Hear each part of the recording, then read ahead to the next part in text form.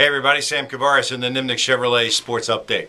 So the Jaguars beat the Giants 32-21, and yes, that's good that they won, but Mike Mularkey said afterwards that the win will go a long way in terms of the effort that the guys put through for 60 minutes, and consequently they were rewarded with a victory. And that's what he's looking for.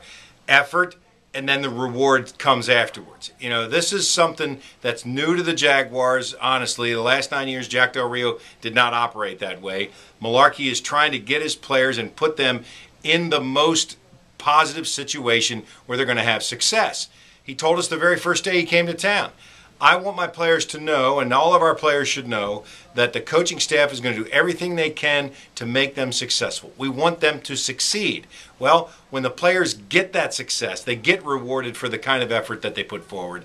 It takes the next step. So the Jaguars had some very positive things.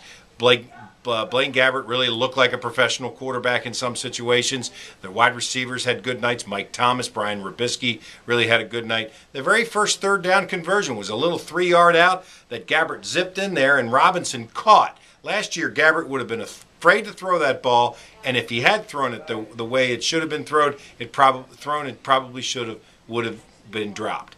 Those are the little things that you see in games, particularly when you're there. Those kind of third down conversions, the way the Jaguars conducted themselves, the kind of effort. I can tell you, Brian Anger's punts can make a big difference this year because the hang time that he gets is going to cause so many problems for the guys who are catching the ball on the other end. The ball comes straight down, it's fluttering around, it dances around a little bit, it's hard to catch, it's hard to judge, and it was evident against the Giants when they couldn't handle a couple of them. Numerous turnovers in the game led to numerous points for both sides. Mike Mularkey did the right thing, went for 2, and the Jaguars win the game. So what do you take from it? What I took from it was 2 things. You know, in the last few years, you'd leave the first preseason game and you'd go, man, we're going to stink again this year.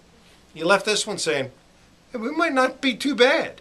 Not that they're going to go on and win the Super Bowl, but a lot of fans at least have hope, and that's what you're looking for.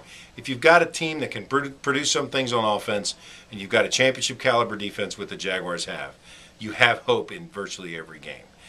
It'll be very interesting. So we'll see. They're back to work, obviously, Sunday, but this is just another step and another positive step you have to think along the way for what Mike Mularkey and his coaching staff is trying to do. I'm Sam Kavaris, and that's the Nimnik Chevrolet Sports Update.